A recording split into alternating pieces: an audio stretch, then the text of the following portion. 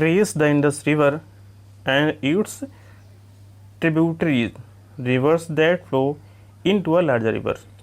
आप भारत के physical map में इंडस नदी और इसकी सहायक नदियों को ट्रेस करें जो एक बड़ी नदी के रूप में बहती हैं। अबाउट 4700 ईयर्स अगो, लगभग 4700 ईयर्स पहले, some of earliest cities flourished on the banks of these rivers. पहले के कुछ शहर हैं वो उनका विकास इन्हीं नदियों के किनारों पे हुआ। लेटर अबाउट 2500 ईयर्स एगो, बाद में लगभग 2500 years ago, cities developed on the banks of the Ganga and its tributaries and along the sea coast। बाद में जो और शहर हैं उनका विकास गंगा नदी और इसकी सहायक नदियों के किनारे किनारे हुआ और जो समुद्र के तट हैं उसके किनारे पे। Locate the Ganga and its tributary called the Son. आप गंगा नदी को मैप में लोकेट करें और इसकी एक सहायक नदी को जिसको सोन नदी कहा जाता है। Okay, the ancient time the area along these rivers to the south of the Ganga was known as Magadh. प्राचीन समय में इस नदी के दक्षिण का जो हिस्सा था, ठीक है, गंगा के दक्षिण के हिस्से को मगध कहा जाता था। It is rulers were very powerful. इसके जो राजा होते थे, शासक, बहुत ही शक्तिशाली, पावरफुल होते थे। And setup a large kingdom, और एक बहुत बड़े साम्राज्य की स्थापना सेटअप करते थे। Kingdoms were set up in other parts of the country as well. और दूसरे हमारे देश के दूसरे क्षेत्रों में भी राज्यों की स्थापना हुई है। Throughout people travelled from one part of the subcontinent to another. ठीक है, एक सब कॉन्टिनेंट से दूसरे सब कॉन्टिनेंट में लोग यात्रा किया करते थे, ट्रैवल किया करते थे। The hills and high mountains including the Himalaya, desert, river, seas, journey dangerous at this time, made journeys dangerous at this time. ठीक है, प्राचीन समय में जो लोग यात्रा करते थे उनके लिए पहाड़, रेगिस्तान और ये जो सीज होते थे ये उनकी यात्रा को कैसा बनाते थे? डेंजरस, खतरनाक बनाते थे। बट नेवर इम्पॉसिबल, लेकिन असंभव नहीं, मीन्स वो फिर भी यात्रा पे जाते थे। So main and women moved in search of livelihood. इसलिए महिला और पुरुष सभी अपनी अपनी जीविका के लिए एक स्थान से दूसरे स्थान पे जाते रहते थे। As also to escape from natural disasters like flood और ड्रॉट। और जीविका के साथ साथ कुछ प्राकृतिक आपदाएं होती हैं, नेचुरल डिजास्टर्स होते हैं जैसे बाढ़ और सूखा। इनसे बचने के लिए भी लोग एक प्लेस से दूसरे प्लेस पे चले जाते थे। Sometimes men marched in armies conquering others land। कई बार जो लोग होते थे वो सेना के रूप में मार्च करते थे और दूसरे राज्य को, दूसरी भूमि को अपने कब्जे में ले लेते थे। Besides merchants traveled with caravans और ships carrying valuable goods from place to place। कुछ लोग मर्चेंट्स के अलावा ट्रैवल करते थे कैरेवियंस के साथ अथवा शिप्स के साथ और अपना बहुत सारा सामान साथ में लेके चलते थे, एक प्लेस से दूसरे स्थान पे लेके जाते थे। And religious teacher walked from village to village, town to town, stopping to offer instruction and advice on the way. जो धर्म गुरु हुआ करते थे, रिलीजियस टीचर हुआ करते थे, ये गांव-गांव और शहर शहर जाते थे। ठीक है, और लोगों को सलाह देते थे। ठीक है, जो भी जहाँ मिल जाता था वहीं Finally, some people perhaps traveled driven by a spirit of adventure, wanting to discover new and existing places. और कुछ लोग होते थे, some people perhaps traveled driven by a spirit of adventure, कुछ आश्चर्य, कुछ नए की तलाश में, and wanting to discover a new and existing place, कुछ आश्चर्य ढूंढा करते थे और एक नए स्थान की खोज किया करते थे। कुछ लोग इसलिए भी टहलते थे। All these led the sharing of ideas between people, और लोग एक स्थान से दूसरे स्थान पे जाते थे, इससे वो अपने आइडियाज़ को, विचारों को एक दूसरे से क्या करते थे, शेयर करते थे। Why people travel nowadays? Why do people travel nowadays? आजकल लोग क्यों ट्रैवल करते हैं? पहले तो आपने पढ़ा कि उनको भोजन की तलाश थी, कोई रहने का स्थान चाहिए था, ओके, सूखे से बचने के लिए, बाढ़ से बचने के लिए। बट वर्तमान समय में लोग क्यों ट्रैवल करते हैं? Look at map once more, एक बार आप मैप को देखें। Hills, mountains and seas from the natural frontiers of the subcontinent. प्राकृतिक जो सीमाएं हैं, ठीक है, हमारे द्वीप की, यहाँ आपको ये माउंटेन्स, पहाड़ियाँ देखने को मिलेंगी और सागर, महासागर। While it was difficult to cross these frontiers, तो ये पहाड़ आप देख रहे हैं, महासागर देख रहे हैं, इनको क्रॉस करना बहुत ही कठिन था। Those who wanted to could and did scale the mountains and cross the sea, ठीक है, कोई भी व्यक्ति जो महासागरों को, पर्वतों को क्रॉस करना चाहता था, तो उनके लिए बहुत अधिक कठिन होता था, और जो चाहते थे वो ऐसा कर सकते थे। People from across the frontiers also came into the subcontinent and settle there, और कुछ लोग हमारी सीमाओं से अंदर भी आए और यहीं आके सेटल भी हो गए। These movement of people enriched out our cultural tradition, और ये जो मूवमेंट था लोगों का आने और जाने का, इसने हमारी संस्कृति को और परंपराओं को और धनी बना दिया।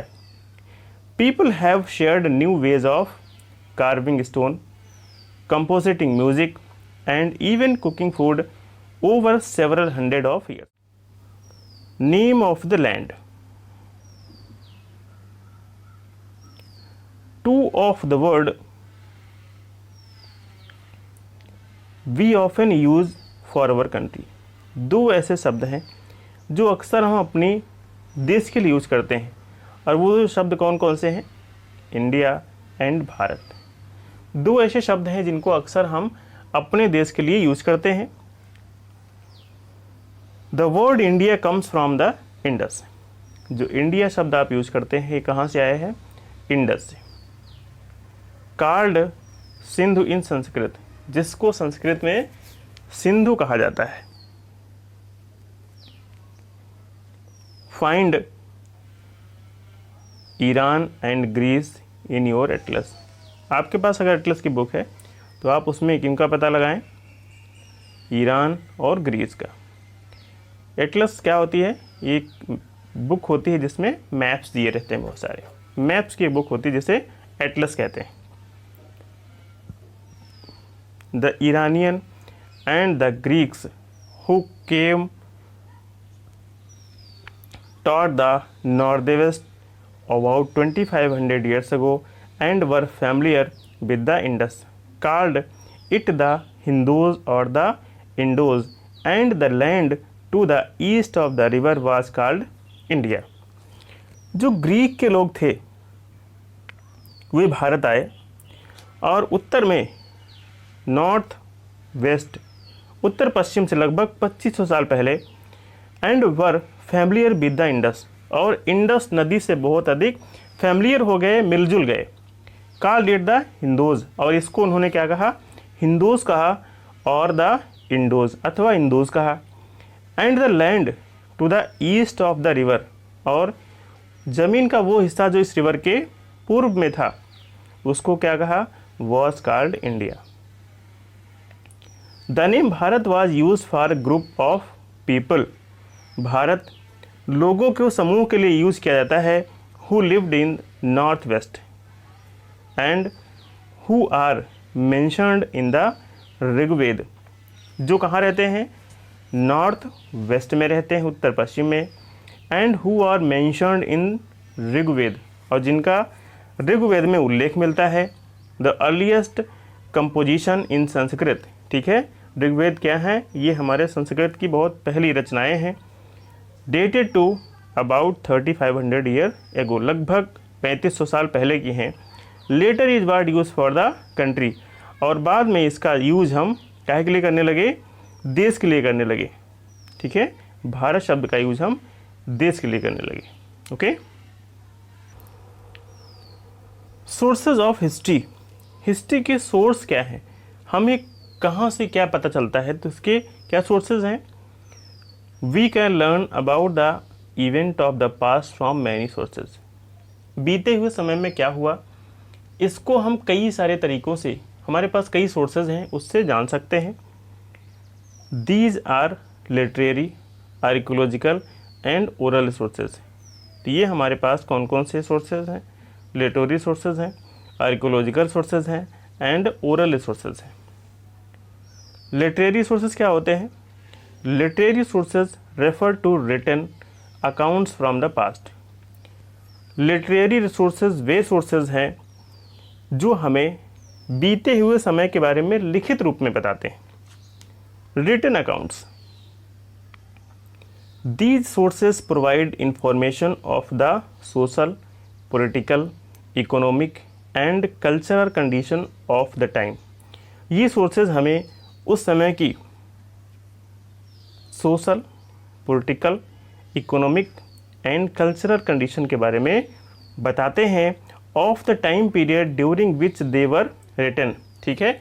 उस समय के बारे में जब इनको लिखा गया होगा तो उस समय कैसे समाज थे, आर्थिक व्यवस्था कैसी थी, राजनीतिक व्यवस्थाएं कैसी थी, तो उस समय के बारे में हमें बताते हैं। Archaeological sources refer to object from the past they have survive till now. ऐसे ऑब्जेक्ट जो पास्ट से लेके अभी तक मौजूद हैं, कोई ऐसे ऑब्जेक्ट, कोई ऐसी वस्तु। दिस इंक्लूड्स मॉन्यूमेंट्स, इसमें क्या शामिल है? जो हमारी धरोहर है, मॉन्यूमेंट्स हैं, क्वाइंस, सिक्के, पेंटिंग्स, स्कल्पचर्स, वास्तुकला, पोएट्री, ज्वेलरी ईटीसी, ठीक है। तो इन सब चीज़ों के बारे में हमें पुराने समय में क्या होता था, कैसे होता था, ज्ञात होता है। These objects give information about the level of development.